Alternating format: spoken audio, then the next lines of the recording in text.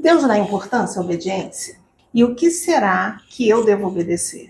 E o que fazer se eu não conseguir obedecer? Quer saber a resposta dessas e de outras perguntas? Então vem comigo.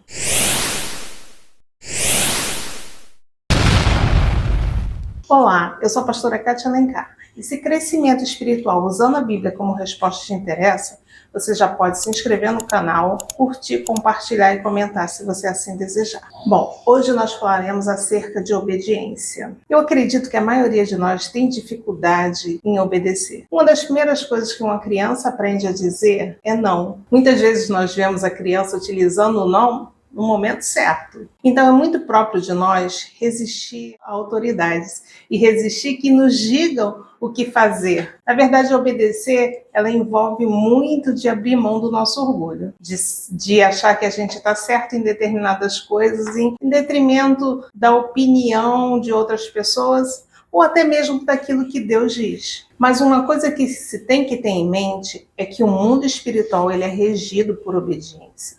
Mas se o inimigo ele faz com que os seus servos o obedeçam através de medo e ameaças, o Senhor Deus, por outro lado, espera que nós o obedeçamos com confiança e amor, sabendo que Ele sabe exatamente aquilo que é melhor para as nossas vidas. E aí eu quero responder a primeira pergunta. Mas Deus dá importância à obediência? Sim, Deus dá importância à obediência. Eu quero te mostrar isso em 1 Samuel 15, 22, que diz assim: Porém Samuel disse, tem porventura o Senhor tanto prazer em holocaustos e sacrifícios, quanto em que se obedeça a sua palavra? Eis que obedecer é melhor do que o sacrificar, e o atender melhor do que a gordura de carneiros. Então aqui fica muito claro que Deus dá importância à obediência. Aqui nós vemos um momento em que Saul é destituído do seu cargo de rei de Israel. E essa destituição foi uma destituição espiritual, mais do que física. Porque aqui nós vemos que Saul ainda continuou reinando por mais alguns anos, até que Davi estivesse preparado para assumir o reino. Mas vemos exatamente a postura de Deus com a desobediência dele. Ele esperava que Saul obedecesse. Se Saul tivesse obedecido, ele teria estabelecido o seu reino. Então, obedecer é sempre uma opção. Existe um lugar em Deus que só a obediência nos leva. Mas você pode estar se perguntando: a que eu devo obedecer? E aí eu quero responder a segunda pergunta. Você deve obedecer a tudo que a palavra diz e que o Espírito Santo de Deus te direcionar. Lembrando que o Espírito Santo nunca vai te levar a fazer algo contrário à palavra de Deus. E aqui nós precisamos fazer uma distinção entre aquilo que a Bíblia diz que os judeus deveriam obedecer, ou seja, a lei, e aquilo que Jesus estabeleceu para que a sua igreja obedecesse, através dos seus mandamentos e das suas palavras, e também através das cartas que Paulo deu como instrução. Isso quer dizer que nós devemos desprezar o Velho Testamento? Não, de forma alguma. A Bíblia, ela é um livro espiritual que a gente entende à medida que a gente vai se aproximando mais de Deus.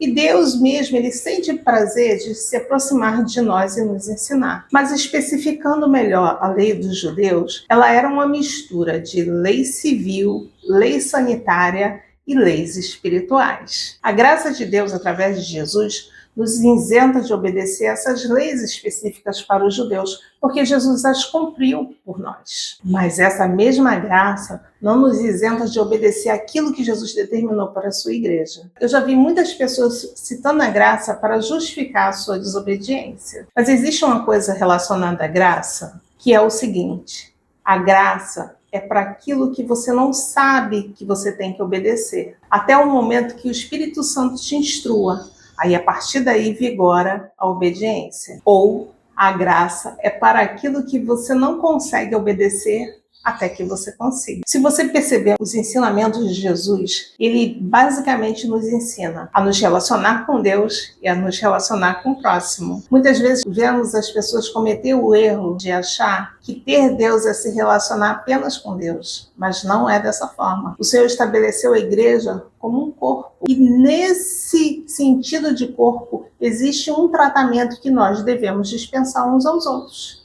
E tudo isso abrange aquilo que Jesus espera da sua igreja, do seu corpo, que somos nós. Então tenha sempre isso em mente, como corpo de Cristo que você é. Só que muitas das vezes nós acreditamos e pensamos que obedecer é uma coisa muito difícil de acontecer. Pense na obediência como os muros que protegem a sua casa, onde a desobediência são brechas ou buracos que são abertos na sua proteção. E através dessas brechas ou buracos, muitas vezes o inimigo entra e provoca estragos na vida de muitas pessoas. Mas você pode estar pensando, e se eu não conseguir obedecer? E eu quero responder essa pergunta com o versículo que está em 1 João 1,9, que diz assim: se confessarmos os nossos pecados, Ele é fiel e justo para nos perdoar os pecados e nos purificar de toda injustiça. Então a pergunta é, o que eu devo fazer se eu não conseguir obedecer? Submeta ao Espírito Santo aquilo que você não consegue obedecer até que você consiga obedecer. Confesse. Muitas vezes é preciso que a gente confesse não apenas para Deus, mas é preciso que a gente confesse para outros também. Isso acontece quando a gente quer realmente ser liberto de determinado erro, de determinado pecado em nossas vidas. Isso é como uma chave que abre uma porta. Deus não espera que nós sejamos super-homens ou super-mulheres. Ele sabe que nós cometemos erros, como dizia Paulo, miserável homem que sou. Então, muitas das vezes nós vamos cometer o mesmo erro reiteradas vezes. Confesse quantas vezes for necessário. Tudo aquilo que fica escondido fica no domínio do inimigo. Então, traga para o Senhor, exponha para Ele, confie nele e submeta a Ele essas coisas. Fazendo isso, você vai perceber o crescimento espiritual que tanto você precisa. É através da obediência que existe um fluir de Deus para nós. A nossa saúde, o nosso corpo, no aspecto material, as bênçãos de Deus, o suprimento das nossas necessidades, como e principalmente o aspecto espiritual. Porque o aspecto espiritual deve reger as nossas vidas. E Deus espera que nós obedeçamos. No momento que você obedece a Deus, você entra em sintonia com Ele. E mesmo naquilo que você não consegue obedecer e submete, o Senhor percebe a sua intenção. E aquilo que você quer gera um mover espiritual. Tudo aquilo que nós almejamos alcançar, primeiro deve passar pelo nosso querer. Depois deve passar pela nossa palavra. Então são duas coisas que você tem que ter em mente quando você almeja o seu crescimento espiritual. Primeiro, queira aquilo que Deus quer através da palavra dele.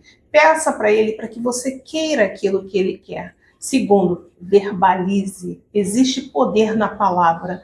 E se você junta a sua palavra com a palavra de Deus, existe um superpoder, vamos dizer assim. Porque é interesse do Senhor te abençoar. É interesse do Senhor que você cresça. Mas é preciso que você se interesse por isso também. E por fim, eu quero fazer a você um convite. Medite nessas coisas. Tchau, fica com Deus, até a próxima.